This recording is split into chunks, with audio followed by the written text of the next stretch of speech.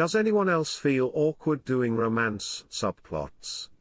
Once upon a time, in the wild and ridiculous days of playing 4E in high school, our token edgy guy sorcerer attempted to romance a Thayan witch at an airship soiree using plentiful blood wine. As this fellow was a charisma pure, it worked. Now, I, as the DM, kept a straight face. The others were cracking up. The player of the edgy guy was incredulous I'd let him do this, but totally on for it. Of course, the witch and the sorcerer hook up in the hold, fade to black. Sessions later, the witch is a follower character, now well liked by all. Things go downhill only when the party druid uses some magical flower nonsense to turn her alignment to good. This promptly ends the relationship. Years later, Edgy Guys' player is still somewhat salty with Flower Druid. Not another player/NPC romance has occurred at my table. My group finds my over-the-top acting hilarious and we always fade to black when the real action starts. Depends on the group, though. My group is all reasonably mature adults, 3 married couples, actually, so I can see it being very different in other situations. You can make it awkward or it can be a bit of light-hearted humor to break up the seriousness of current situations. My barbarian PC fell in love with a barmaid, and those social interactions of him trying to flirt and impress her were amazing. Now I have an extra plot tool to use should I need him to go save her from stuff. You are talking about sex, not romance. Romance is talking to another character about your feelings for them, expressing things that have built up in your heart over the months or years of knowing each other. Trying to put into words how much you love them, and why.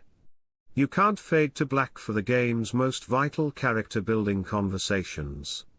I mean, I guess you can, but it's stupid and defeats the entire purpose of a role-playing game. This can be extremely awkward.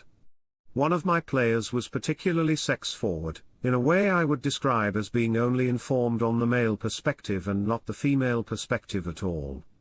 The sexuality aspect is difficult, because no one comes to the table for an erotic fanfic with their platonic friends. My suggestion is to do one of two things. 1. Stick to awkward puppy love for socially inept characters. I made a Goliath whose goal was to find a wife that was physically stronger than him and ended up romancing a lava elemental woman 2 feet taller than him, and between adventuring it took a whole year and multiple timelines to get a peck on the cheek. 2. James Bond style, make it a contest of wit toward a political end that helps the party. How long can the player continue a poetic metaphor? Can they impress the person with intellect rather than directness or crass innuendo? If they can succeed, fade to black and let the PC walk away the next morning with some helpful information. If they fail, their party's enemies or rivals now have more information about the party and can act against them for effectively. Romance, I think, ought to come in the literary sense, and not the erotic sense, when playing a tabletop game with friends. The only time we have done anything romantic was when my DM had to role-play as a prostitute to one of our players because our characters paid for it, knowing it would be awkward for the player and the DM. Hey DM, I want to see more eye contact. Look at each other. Keep looking. We need more passion as they describe a really awkward sexual encounter. We were dying laughing. Usually we take D&D serious, but it's nice to have some fourth wall breaking fun every once in a while. Other than that, nothing even approaching romance. One of the characters plays a female who flirts with everyone to get what she wants, but she never actually goes through with it. Funny, this happened in a campaign I played once. My character married the NPC. Sometime later, out of the blue one of our players brought his sister who wanted to join the game. For the sake of time she just wanted to play an NPC. The only significant female NPC at the time was my character's wife, so she took the role. Some more time, sessions, and story investment later, and we started dating. All in all I think I'm pretty happy with romance subplots. Can't say the same for the brother toe. Kind of, yeah, especially since I'm a guy and so are my players. I'm not opposed to it though, since it's just a natural part of life that I won't forbid PCs from experiencing, and, at the moment, one of my players does have a thing for a kind-hearted noble woman, who is a bit of a tomboy who he's in the initial stages of trying to woo. I'm totally into the idea of his character getting involved with her because it will just enhance the character's story and give him more to fight/live for.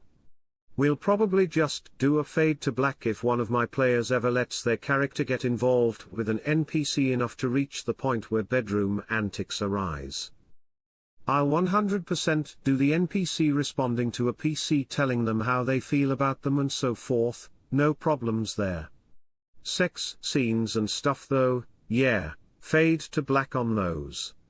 That would be super awkward to roleplay, even in some kind of point format. One of my players had their character get tricked into going into a woman's room at an inn for the purpose of a sexual encounter, and I faded to black with that after he reached the room. Not the sort of thing I'd randomly plug into my campaign though, there was a trickster at foot. It was an older male half-elf who was disguised as a beautiful and notable woman from a few towns over. He frequently did this because it's an easy way for him to rob people and he has no shame. Don't make it weird, bro. Seriously though, beyond cursory introductions and miscellaneous banter you don't need to roleplay much. Keep it short and simple and then just pepper the campaign with updates on their relationship after each adventure. For example, if your PC says he wants to go after barmaid McPeasantface, let him do it and just briefly describe her reaction. She rebuffs you initial advances and continues with her duties. After some insistence she obliges and agrees to meet you after her shift ends. She seems hesitantly optimistic to see you later, but you get the feeling you're not the first adventurer flush with gold to try and sweep her off her feet. A player in a group I'm in seduced some random tavern girl, and when the DM said and then they went up to their room, I'm not ripping this part, we got out our soundboard apps we had for ambient sound and spammed every groan/scream, it broke the tension and made us almost die laughing. Yes lol. Just feel out the room as well as the player. Have a married woman in my game and she got really into a lesbian sex scene with me playing the NPC. It was more awkward that everyone at the table was enthralled, and now it's one of our favorite stories. You know, it's okay to say romance isn't a theme I'm interested in exploring in this campaign, guys. That's not true though. It's weird. It's like, I love having it in my campaign, and I love the fact that it has happened, because it gets everyone really good and invested in the story and the characters. I just feel weird actually doing it. Playing love interests can be a bit off-putting. I can see why you'd enjoy it as a concept but find the actual parting odd. I have friends that flirt with each other all the time for shits and giggles. In or out of character. Heck, one of my DMs and I sarcastically flirt and send pics to each other of flirtatious selfies sometimes. Yet she and I call each other friends/besties. I'd be freaking weird if I wound up dating her. Things get more interesting when in character we hit on other players. Everyone is fine with it depending on the campaign/characters we're playing. I think what helps is when we all know where we stand in our relationship, Zoak. It also helps that all except one of us is queer in some way, so we had to become confident in ourselves to the point that we can joke about things. I've had bad and good experiences with it. Most of my players don't initiate anything serious, and don't take it too far.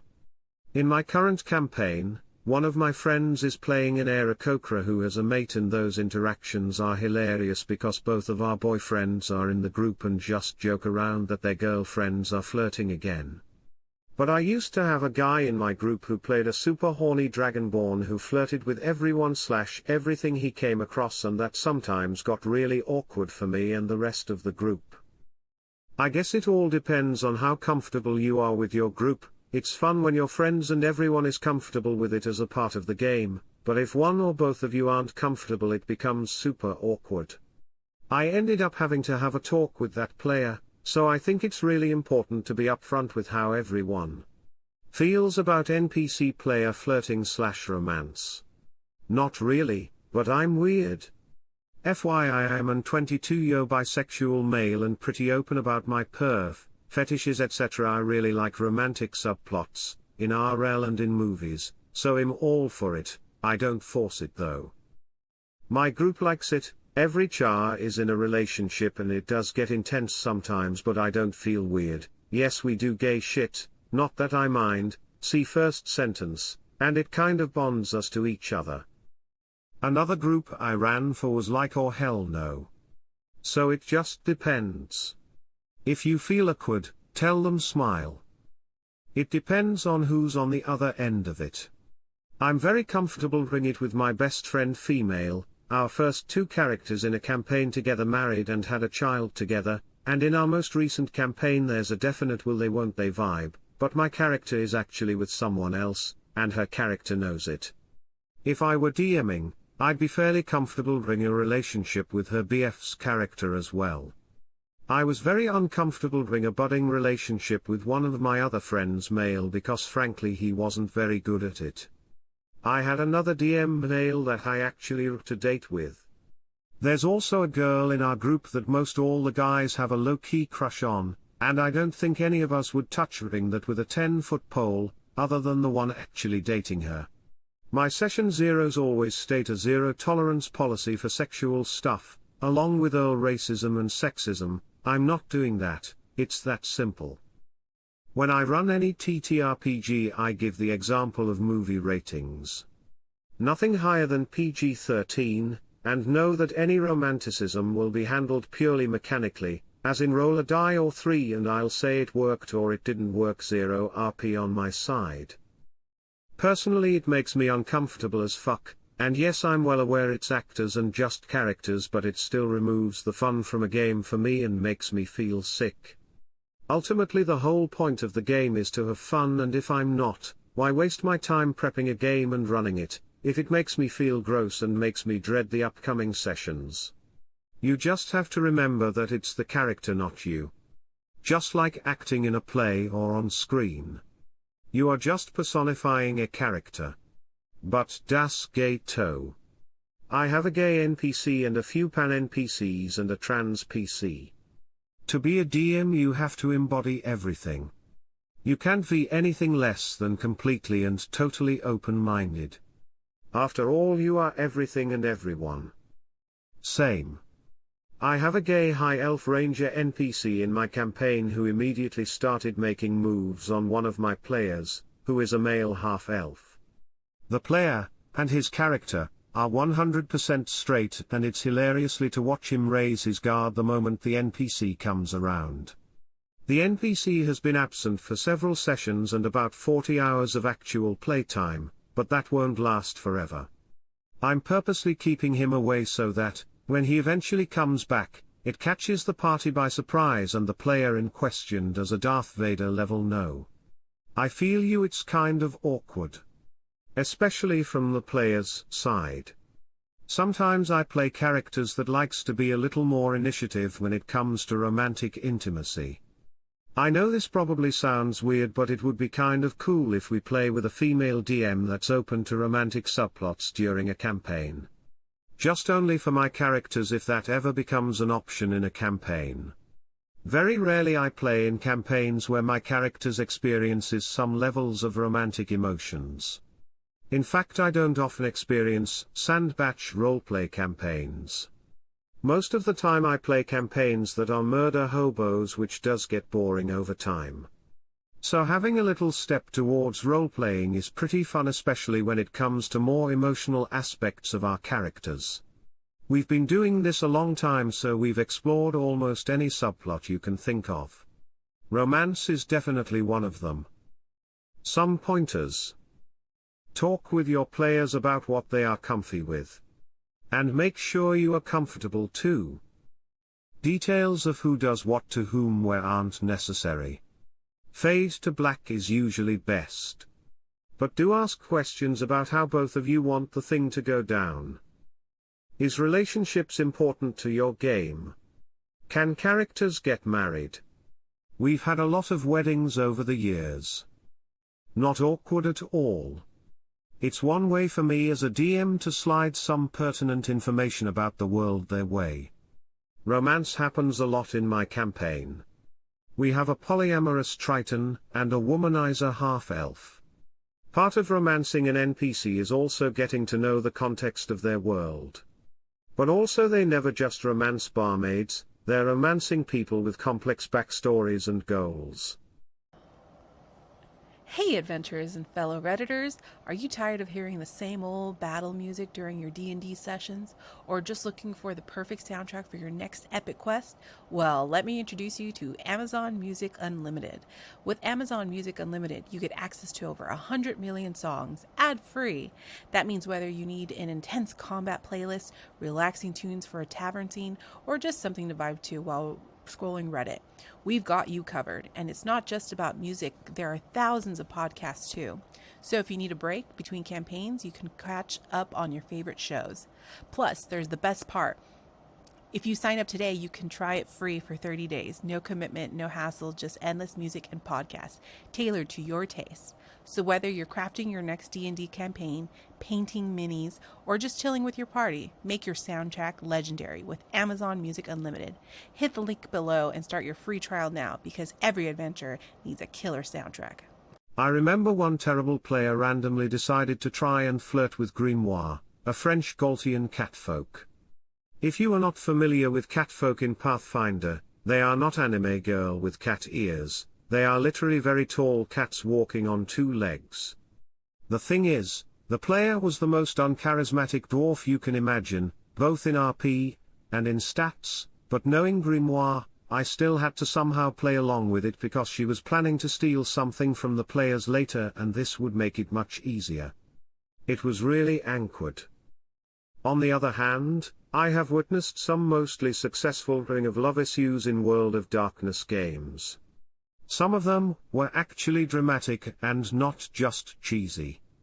I've had the players literally travel to the edges of existence to save a loved one in one way, a mage who went too far using magic trying to save them, and was banished to the realm of the paradox. I get a little awkward, but it leads to some comical situations.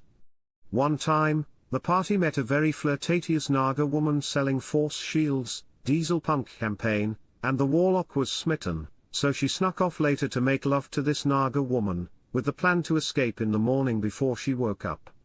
However, the warlock forgot that the Naga's shop was built from a pop-up pillbox that sinks into the ground when the shop was close, forcing the warlock to mash the deploy button and sprint down the street in her underwear while the Naga called after her wistfully. This reminds me of a post by a DM whose player, not a PC, but a player, fell in love with an NPC. The player would call the DM between sessions and have long conversations in character with his NPC GF. I'm down for a lot of things, but I'm definitely drawing lines before this happens. Also therapy. To me it was a little weird. It's not incredibly weird to the point of it being uncomfortable, although the first time definitely was a wow, that actually happened to my male fighter, but it's something I could turn for good. I should clarify on this.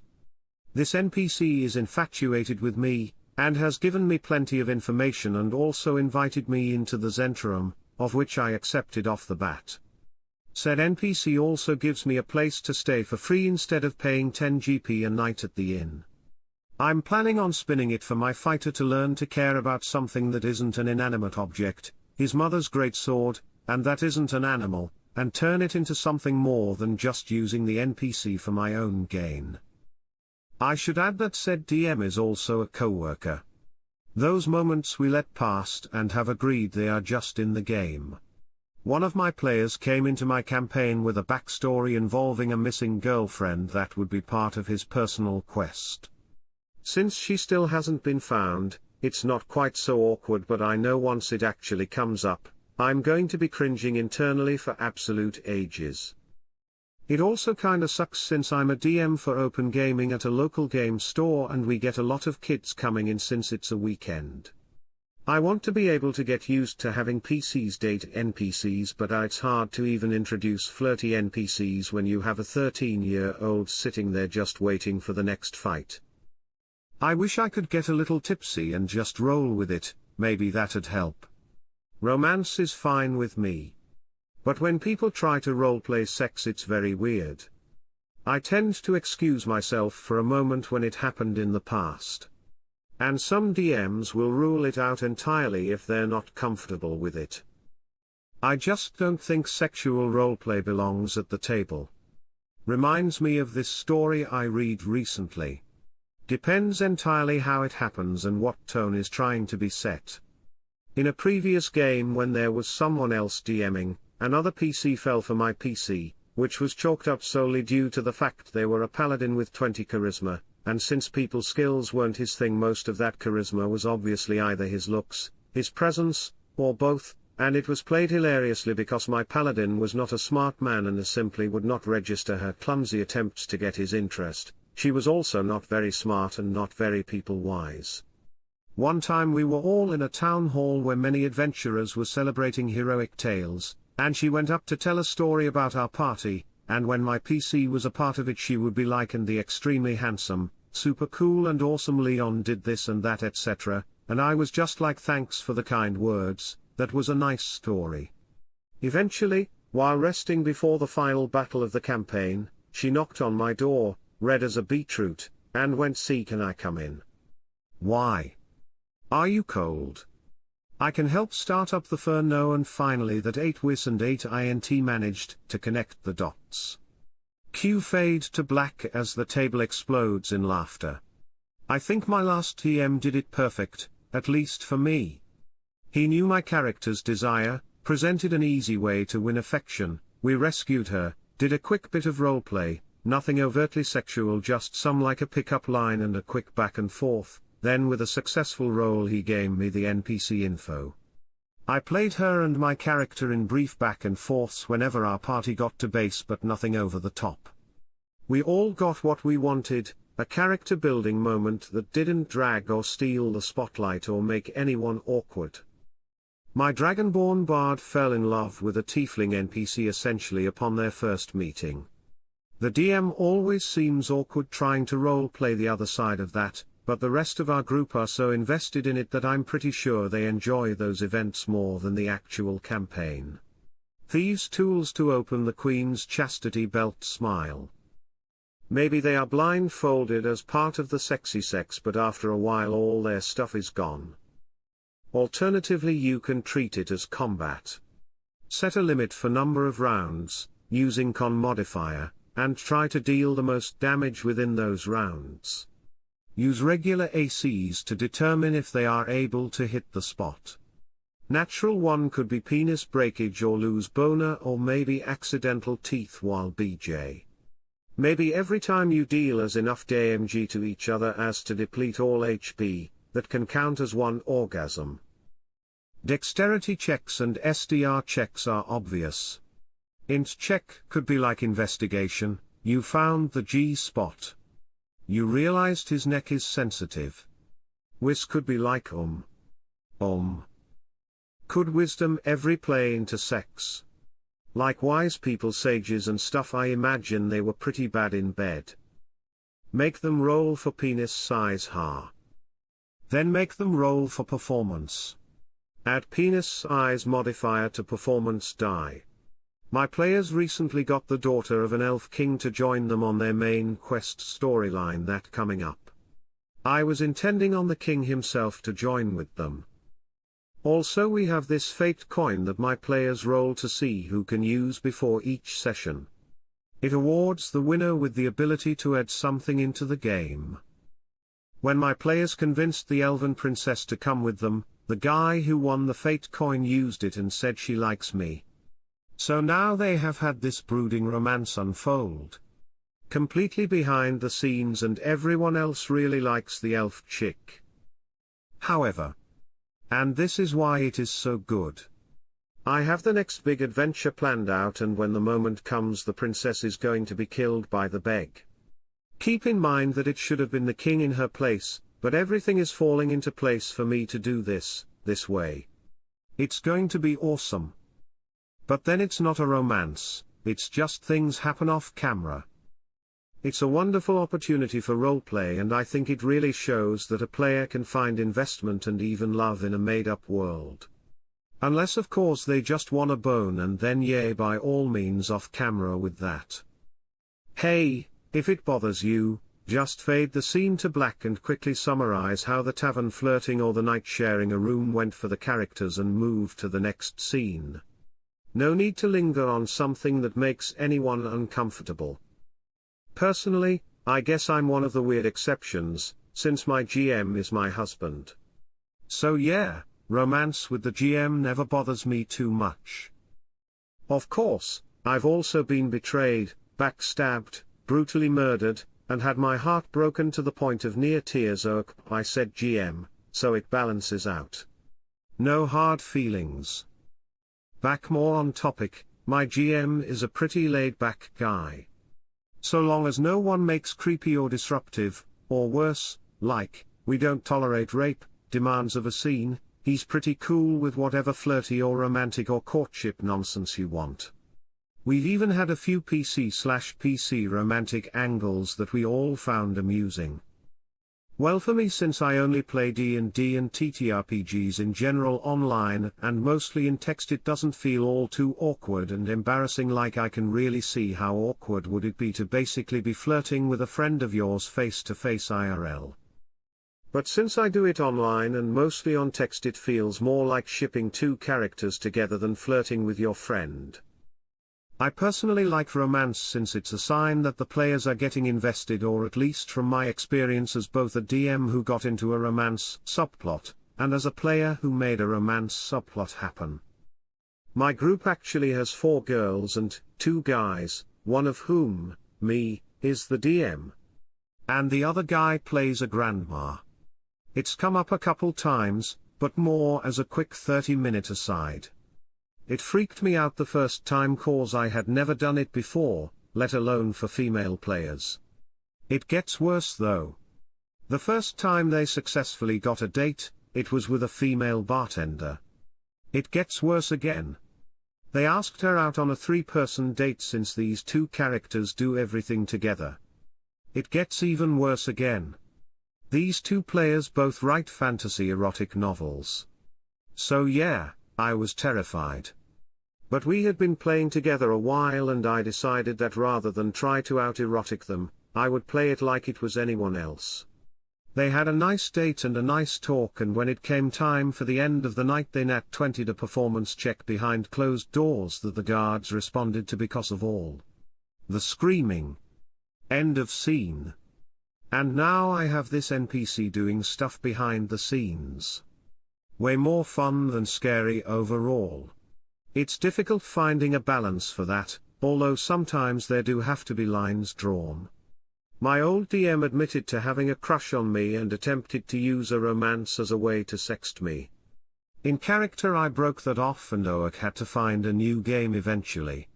Dude couldn't handle the rejection apparently, and it got creepy. Fade to blacks are all you need. My gunslinger was flirting hard with a lovely dwarf after winning a harvest festival. Ripped a bit of the drunk flirting, and at the end of the night, we all just said we went to bed. For the next morning, the DM described the scene like an Nim either wakes up in her own bed or wrapped in the strong arms of Runra Thunderbeard. Not only did it give me a choice as to what my character would have done, it skipped any awkward role-playing on her part. I'm all for letting romance happen, but essentially letting it happen off camera. Guess I'm just not that confident of a DM. Oh, you seduce the barmaid.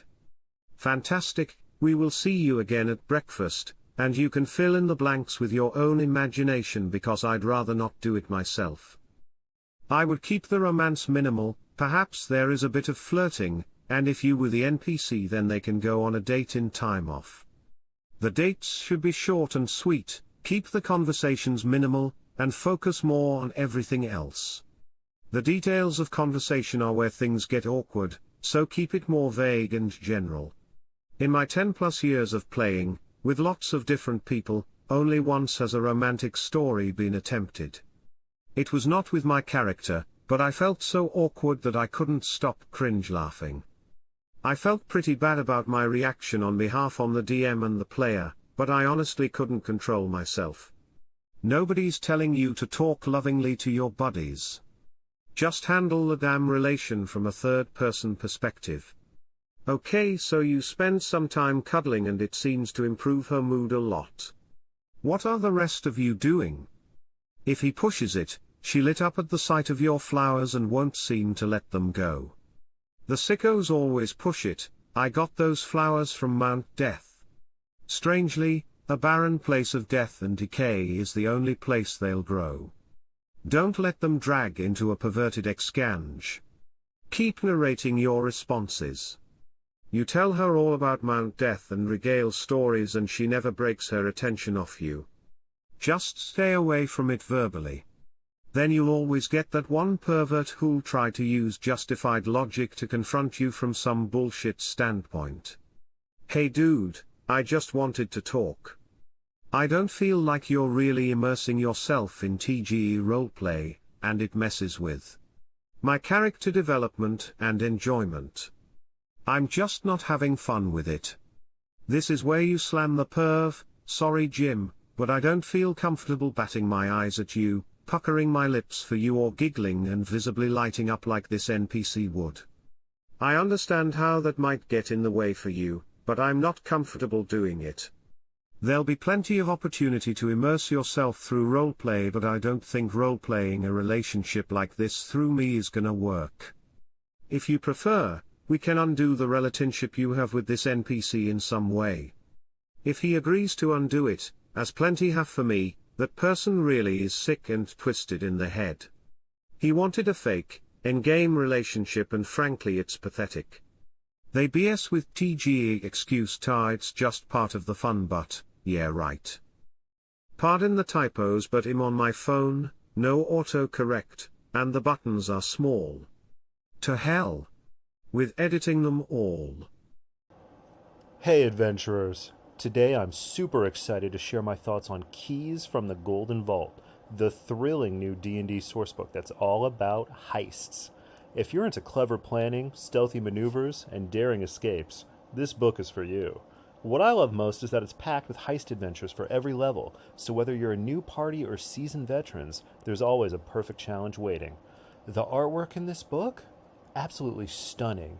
It's not only vibrant in detail, but it's also incredibly inclusive, showcasing diverse characters and settings that truly reflect the world of D&D today. It makes it even more fun to dive into these scenarios with my group to have this beautiful book in hand. And let me tell you, running these heists with my tabletop crew has been an absolute blast. The creativity, the tension, the out-of-the-box thinking, it keeps everyone on their toes and coming back for more. So if you're looking to spice up your D&D sessions, Keys from the Golden Vault is a must-have. Trust me, you won't regret it. Now go plan that perfect heist. Link in the description. Just go to the description and click the link and buy the book.